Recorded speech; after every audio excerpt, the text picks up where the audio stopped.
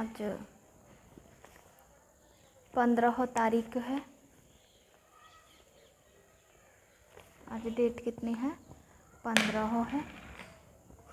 और महीना कौन सा चल रहा है? 10वां। और सन हमारी 2022 चल रही है। तो आज हम बाबा के अनमोल महावाक्य सुनेंगे कि बाबा आज देखते हैं किस पे हमारा ध्यान खिंचवा रहे हैं। तो आज बाबा के हम महावाक्य सुनते हैं।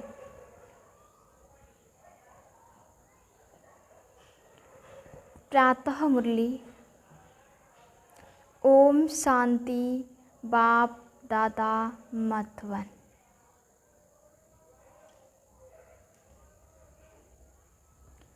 बाबा कहते हैं,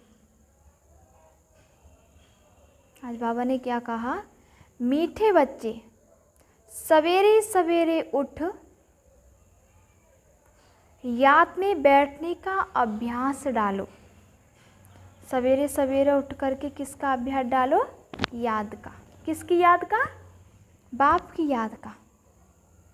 जब हम किसी का अभ्यास डालते हैं तभी तो उसका अच्छी तरह से हम अनुभव कर पाते हैं।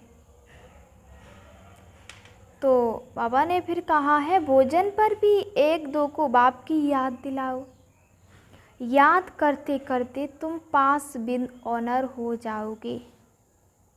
कैसे होंगे? पास विद ऑनर बन जाएंगे। जैसे कि कोई खाना खा रहा है, अगर उस समय वो किसी का चिंतन कर रहा है और बाबा की याद में नहीं है, तो उसको याद दिला दो कि अभी बाबा को याद कर लो, अभी बाबा को याद करने का समय है। उसके बाद जो कहना हो उसके बाद कह लेना। तो बाबा ने कहा है खुद भी याद करना और दूसरों को भी याद कराना। तो आप कौन बन जाओगे? पास विद ऑनर बन जाएंगे। वो हेडिंग लाइन थी है हमारी। और आज का प्रश्न सुनते हैं कि आज क्या कह रहे हैं बाबा। किस एक कमी के कारण बच्चों की रिपोर्ट बाप के पास आती है? ऐसी कौन सी रिपोर्ट है जो बाबा के पास जाती है? किसके पास जाती है? बाबा के पास जाती है, उस परमात्मा के पास जाती है। तो उत्तर में बाबा ने कहा है, कई बच्चे अभी तक प्रेम स्वरूप ही बने हैं। अभी क्या बने? प्रेम स्वरूप ही बने हैं। मुख से दुख देने वाले बोल बोलते रहते हैं। मुख से बोल दुख देने वाले बोलते रहते हैं। इसलिए बाप के पास रिपोर्ट आती है कि बाबा आज उस बच्ची ने मुझे ये दुख दिया है, आज उस माता ने आज मुझसे ये कहा है। तो वो अपना क्या दुख सुनाते रहते हैं। किसको? उस बाप को। तो बच्चों को बहुत प्रेम से चलना है।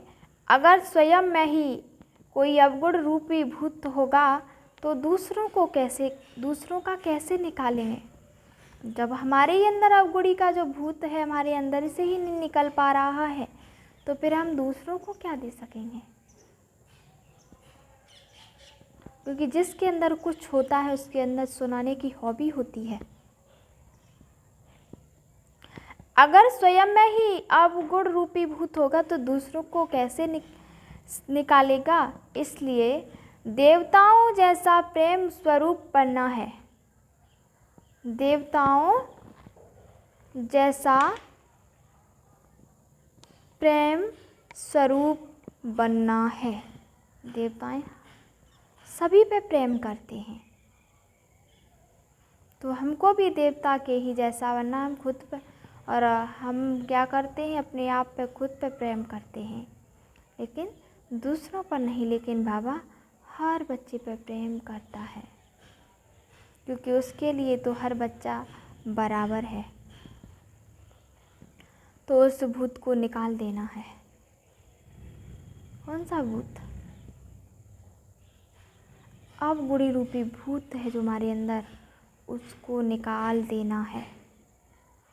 गीत है, आखिर वह दिन आया आज, जिसकी थी हमें तलाश। आज वो दिन आ चुका है जिसकी हम तलाश कर रहे थे। ओम शांति। कहते हैं ना, पता नहीं वो कौन सा समय आएगा जब हम सुखी होंगे, शांति होगी, प्रेम होगा आपस में। आज बाबा आया है संगम युगी समय पर, तो जिसकी हमें तलाश थी आज वो हमें मिल गया है। बच्चे गरीब निवाज बाप को जान चुके हैं और बाप की याद में बैठे रहते हैं। भले आँखों से किसी को भी देखें, कर्मेंद्रियों से कर्म भी करें, परंतु गाया जाता है हाथों से कर्म करते रहो, दिल मासूक तरफ लगाते रहो। जैसे कि यहाँ आशिक अपने मासूक को याद करती है ना, वैसे ही हमारी आत्मा का पिता कौन है? आशिक है हमारा, और हम उसके कौन है? मासूक हैं। तो हम मासूक को, उस आशिक को याद करना है। ब्राह्मण कुलभूषण जानते हैं और उनसे ही बाप बात करते हैं कि आधा कल्प तुमने बाप को याद किया। ड्रामा अनुसार अब तुमको बाप की श्रीमत आई है कि सृष्टि चक्र कैसे फिरता है। हम बच्चों को याद आई है कि सृष्टि का चक्र जो है वो कैसे फिरता है ना। सारी दुनिया विस्मृति में है। बाप की रचना को और बाप के पत्ते से पावन बनाने व सर्व की सद्गति करने के कर्तव्य को कोई भी नहीं जानते। तुम रचयिता और रचना के आदि मध्य अंत को जानते हो। तुमको स्मृति आई है कि सृष्टि चक्र कैसे फिरता है, हम 84 का चक्र कैसे लगाते हैं। जिन्होंने सतयुग से लेकर कलयुग के अंत तक पाठ बजाया है वही अभी भी बजाएंगे। सतयुग से लेकर कलयुग तक जन्म नीचे उतरते आए हैं। अब कलयुग अंत में चढ़ती कला है। कहते हैं चढ़ती कला तेरे भाने सर्व का भला। माना चढ़ती कला हो और तेरे भाने सभी का भला हो। कहते हैं तो तुमको सारी स्मृति आई है, इसको कहा जाता है स्मृति लब्धा नष्टो मोहा। जब हम इस संसार से नष्टो मोहा हो जाते हैं तो हमें उस स्मृति की याद आ जाती है जिस पे बाबा ध्यान खिंचवा रहा है। बाप द्वारा अपने आप स्मृति नहीं आई, अपने आप स्मृति नहीं आई। किसने याद दिलाई? बाप ने दिलाई। बाबा ने सृष्टि चक्र का राज बताया, वेद शास्त्र गीताओं का सार बताया, गीतों के एक सार निकाल के दिया और हमें अपने आप का भी परिचय दिया और हमने हमारा स्वयं का भी परिचय दिया। तब हम बच्चों को याद आई कि वास्तव में कि तुम जानते हो हम आत्मा परमपिता परमात्मा की संतान हैं।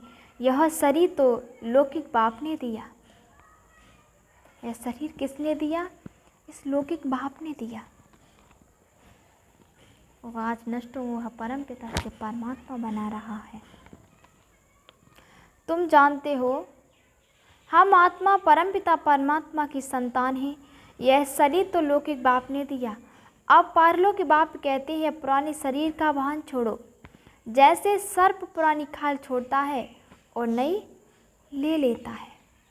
सर्प जब इच्छा होती है तब नई खाल ले लेता है और जब इच्छा चाहती है तब छोड़ देता है। तो बाबा ने कहा है कि यह बात सतयुग से लगती है क्योंकि तुम भी सतयुग से लेकर खाल छोड़ना शुरू करेंगे। अब तुम्हारा अंतिम जन्म है। बाप कहते हैं बाकी थोड़ा समय है, तुमको धीरज मिला है। हमारा ये जो बाकी समय है उसके लिए हमें क्या मिला है? धीरज मिला है। तो तुम खुशी में हो कि हम फिर से बाप द्वारा सुख का वर्षा पा रहे हैं। सुख का वर्षा तो बाप द्वारा मिलेगा ना। यह बात कोई मनुष्यों की बुद्धि में नहीं आती, क्योंकि वह लक्ष्मी नारायण के मंदिर में जाएंगे तो उनकी बुद्धि में यह नहीं आएगा कि यह कौन है। यह तो लक्ष्मी भक्ति मार्ग में हाथ जोड़कर कहते रहते हैं, तुम मात पिता हम बालक तेरे। शिव बाबा तो सबका बड़ा ठहरा। शिव बाबा भगवान भी है, क्योंकि नए देवी बगीचे का कलम लगाते हैं तो खुद मिली भी है और हाथ पकड़ कर साथ ले जाते हैं। तो बाबा माली, बागवान और खिवैया कैसे हैं कि अपने फूलों की, माली जो होता है वो अपने फूलों की स्वयं भी रक्षा करता है। ऐसे ही बाबा हम बच्चों की रक्षा कर रहा है, हम उसकी छत्र छाया के नीचे हैं। यह सब तुम बच्चे ही जानते हो। यह सब अनेक नाम हैं। उनको लिबरेटर भी कहते हैं, छुड़ाने वाला भी कहते हैं। याद भी उनको करना है। बाबा कहते हैं, यहाँ आते हो तो शिव बाबा को याद करके जाओ।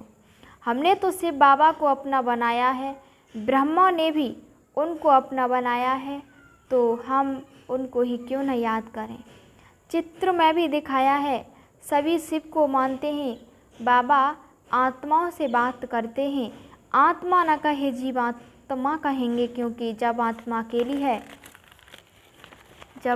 अकेली है तो बोल नहीं सकती, क्योंकि शरीर में प्रवेश ही तो है, तभी तो उसे जीवात्मा कहा जाता है। और आत्मा के बगैर हमारा ये शरीर कुछ भी नहीं कर सकता, यहाँ के तहाँ पड़ा ही रहता है।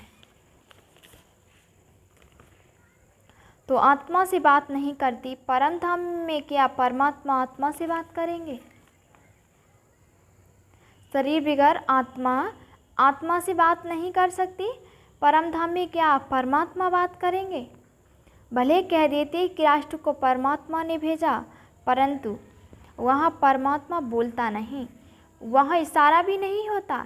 ड्रामा अनुसार आत्मा आप ही पार्ट बजाने आ जाती है। आत्मा में पार्ट भरा हुआ है तो आत्मा नीचे आकर शरीर धारण कर पार्ट बजाती है, क्योंकि शरीर का नाम तो सब अलग है, आत्मा का नाम तो आत्मा ही है। हम आत्मा एक शरीर छोड़ दूसरा ले पार्ट बजाते हैं। अब तुमको स्मृति आई है और कोई की याद नहीं होनी चाहिए, क्योंकि पुरानी दुनिया में पुराना पार्ट है और पुराना शरीर छोड़ नई दुनिया में जाना है। वहाँ नया शरीर हमको मिलना है। कहाँ? सत्य की दुनिया में। तो इससे मतलब निकलता है कि अभी 5 विकारों को छोड़ना है। तो बाबा कहते हैं, बच्चे दे दान तो छूटे ग्रह। तो इस समय आत्मा पर ग्रहण लगा हुआ है। पहले तुम 16 कला संपूर्ण थे, अब 9 कला हैं। हमारे अंदर कोई भी कला नहीं है। जैसे चंद्रमा की भी पूर्णमासी के बाद धीरे धीरे कला कम होती जाती है, अंत में जरा सी लकीर रह जाती है, क्योंकि इसलिए तुम्हारी भी अभी वही अवस्था है। बाबा कहते हैं, दे दान छूटे ग्रहण। अगर विकारों का दान देकर फिर वापस लिया तो उच्च पद पा नहीं सकेंगे। यहाँ विकारों की ही बात है, पैसे की बात नहीं। हरिचंद्र का मिसाल है, धन दान में देकर वापस नहीं लेना चाहिए। वास्तव में है विकारों की बात कि विकार, अगर जो हमारे अंदर जो 5 विकार हैं, अगर हमने परमात्मा को अगर दान में दे दिए तो वह हम बच्चों को वापस नहीं लेने चाहिए, क्योंकि हम परमात्मा से हमने प्रतिज्ञा की कि बाबा हम पवित्र बनेंगे, आपके बनेंगे, लेकिन फिर भी हमने वो पाप कर लिया। तो बाबा ने कहा है कि जो दान दिए हैं वो कभी वापस नहीं लेने चाहिए, क्योंकि राजा कहता था कि दान देना, अगर दान दो तो वो वापस नहीं लेना चाहिए। वैसे ही ये विकार हैं, जब हम परमात्मा को अर्पण कर देते हैं तो हमें ये विकार वापस नहीं लेने चाहिए। तो दिल अंदर देखते रहो कि हमारी दिल बाबा से लगी हुई है, जिससे हमारा जन्म जन्मांतर का ग्रहण छूटा है। समय तो लगता है, एकदम तो नहीं छूटता। जो कर्म भोग रहा हुआ है उसकी निशानी है बीमारी। तूफान आते हैं, इसका कारण पूरा योग नहीं है। बाप कहते हैं और संग तोड़ मुझ एक संग जोड़ो। और सत्संगों में मासुक को जानते नहीं, यह भी नहीं जानते कि आत्मा में 84 जन्मों का अविनाशी पाठ नूदा हुआ है। पहले हमारी बुद्धि में भी नहीं था तो औरों की बुद्धि में कैसे होगा। जो हम देवता घराने के थे वह भी नहीं जानते थे। अब तुमको स्मृति आई है कि हम ब्राह्मण हैं। फिर सत्युग में प्रारब्ध शुरू हो जाएगी। फिर जो कर्म हर एक ने सत्युग में किए थे वही रिपीट करेंगे। संस्कार इमर्ज होते जाएंगे। संस्कार हमारी आत्मा के अंदर एक प्रवेश होते चले जाएंगे, इमर्ज होते जाएंगे। यह जब बाबा की महिमा करते हैं, ज्ञान का सागर, प्रेम का सागर, तो हम भी प्रेम सीख रहे हैं। हम गुणगान तो करते हैं, लेकिन वो गुणगान, वो गुण हमने अपने अंदर धारण किए। अगर हम बनना चाहें तो उनके जैसा बन सकते हैं ना, तो हमें पूरी पूरी कोशिश करनी है। तो बाबा ने कहा है हमारे मुख से ऐसे शब्द नहीं निकलने चाहिए जो किसी को दुख मिले। अगर किसी को दुख दिया तो समझाना चाहिए, अगर किसी को दुख दिया तो समझना चाहिए हमारे अंदर भूत है, फिर लक्ष्मी को बढ़ नहीं सकेंगे।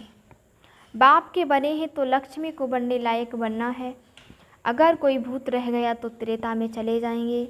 बच्चों में क्रोध नहीं होना चाहिए, बड़े प्रेम से चलना चाहिए। देखो बाबा के कितने बच्चे हैं तो भी बाबा क्रोध थोड़े ही करते हैं, क्योंकि तुमको भी बड़ा प्रेम स्वरूप बनना है।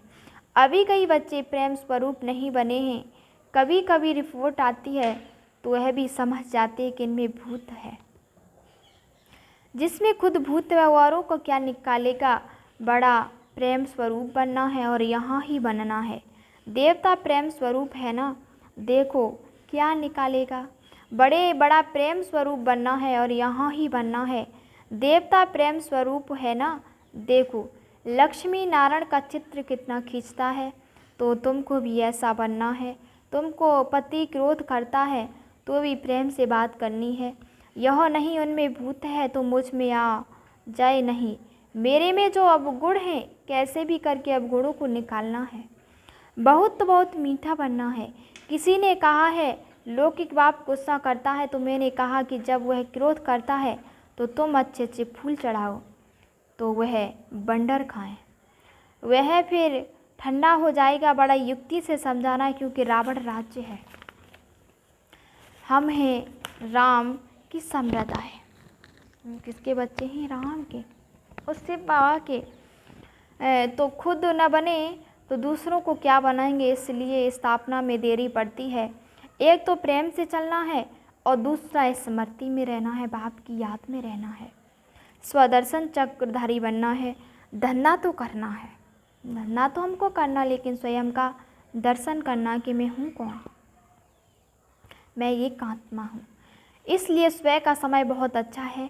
कहते हैं ना सवेरे सोना सवेरे उठना, इसलिए सवेरे सवेरे उठे यहाँ आकर बैठो तो 5 मिनट भी याद रहेगी, ठहरेगी, फिर धीरे धीरे आदत पड़ने से याद पक्की हो जाएगी। इसलिए अच्छा खाना खाते हो तो देखो कि कितना समय बाबा की याद में खाया। अगर सारा समय याद किया तो वह भी बड़ी बहादुरी है। भोजन पर 1-2 को इशारा देना है कि बाप को याद करो, एक एक गिट्टी पर याद दिलाओ, हमारा है ही राज सहज योग। अभी बुद्धि में ज्ञान आया है, परमपिता परमात्मा को सर्वशक्तिमान कहते हैं, तो उनमें भला क्या शक्ति है। यह नहीं कि बॉम्ब्स बनाने की शक्ति है, नहीं, उनको याद करने से विकर्म विनाश हो जाते, यह शक्ति है ना। देखो कितना भोला और शक्ति कितनी है। यथार्थ रीति याद करने में मेहनत है ना, तो मेहनत करनी चाहिए। सुबह का समय अच्छा होता है, क्योंकि भक्ति में भी सवेरे सवेरे उठते हैं, ज्ञान में भी सवेरे का समय बहुत अच्छा है। बाप कहते हैं मैं कल्प में एक ही बार आता हूँ तुमको साथ ले जाने के लिए, तो बिल्कुल खुशी खुशी से जाना है, दुखधाम से निकलना है। ऐसी स्मृति होगी तो डरेंगे नहीं। कितनी भी परीक्षाएं आएँ तो भी स्मृति पक्की रहनी चाहिए। ऐसी अवस्था जमानी है। अब तो बच्चों को हम हम अर्थ भी समझाया है। हम सो परमात्मा नहीं लेकिन परमात्मा का बच्चा हूँ, यह हो गया हम सो के चक्र का दर्शन। इस याद से ही याद खाद निकलेगी। याद खाद, बाबा ने क्या कहा, खाद निकालने के समय ही अमृत बेला। खाद का निकालने का समय कौन सा है? अमृत बेला है। तो 5 विद ऑनर बनने के लिए कृष्णपुरी का मालिक बनाने वाले बाप को याद करना है।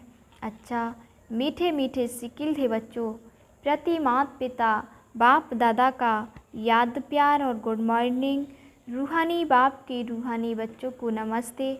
हम सभी रूहानी बच्चों की रूहानी माता पिता बाप दादा को याद प्यार और गुड मॉर्निंग, नमस्ते नमस्ते नमस्ते। और हम बच्चों की रूहानी बाप दादा को याद प्यार और गुड मॉर्निंग, बाबा को नमस्ते नमस्ते नमस्ते। दहाड़ा के लिए मुख्य सार है, पहली पॉइंट है जो पूरा मुरली का सार है वो 2 लाइनों में बाबा ने दिया है, तो इस पर हमें पूरा फोकस रखना है। और बाबा ने कहा है पहली पॉइंट में, धन्ना आदि करते भी स्वदर्शन चक्रधारी बन कर रहना है। 1-2 को भी बाप की याद दिलानी है। कितनी भी परीक्षाएं आ जाएं तो भी इस स्मृति में ज़रूर रहना है। बाबा ने क्या कहा, कितनी भी परीक्षाएं आ जाएं तो भी बाबा की याद में ज़रूर रहना है। दूसरा है, विकारों का दान देकर कभी फिर वापस नहीं लेना है। किसी को भी दुख नहीं देना है, क्रोध नहीं करना है, अंदर जो भूत हैं उन्हें निकाल देना है। वरदान है, मालिकपन की स्मृति द्वारा परवस्थ स्थिति को समाप्त करने वाले सदा समर्थ भव। जो सदा मालिकपन की स्मृति में स्थित रहते हैं उनके संकल्प आर्डर प्रमाण चलते हैं। हमने क्या कहा, जो मालिकपन की अगर स्मृति में स्थित रहते हैं तो उनके जो संकल्प हैं वो ऑर्डर पर चलते हैं। मन मालिक को परवश नहीं बना सकता। ब्राह्मण आत्मा कभी अपने कमजोर स्वभाव संस्कार के बस नहीं हो सकती। जब स्वभाव शब्द सामने आए तो स्वभाव अर्थात स्वयं प्रति व सर्व के प्रति आत्मिक भाव श्रेष्ठ, इस श्रेष्ठ अर्थ में टिक जाओ। और जब संस्कार शब्द आए तो अपने अनादि और आदि संस्कारों को इस स्मृति में लाओ तो समर्थ बन जाएंगे, परवश स्थिति समाप्त हो जाएगी। आज का स्लोगन सुनते हैं। बाबा कहते हैं, वरदानों की शक्ति जमा कर लो तो परिस्थिति रूपी आग भी पानी बन जाएगी। माना वरदानों की जो शक्ति है उसे जमा कर लें अगर हम, तो हमारे जीवन में जो परिस्थिति आएंगी वो आग भी पानी बन जाएगी। वो आग कैसी बन जाएगी? पानी, ठंडी बन जाएगी बिल्कुल। अच्छा, ओम शांति, ओम शांति।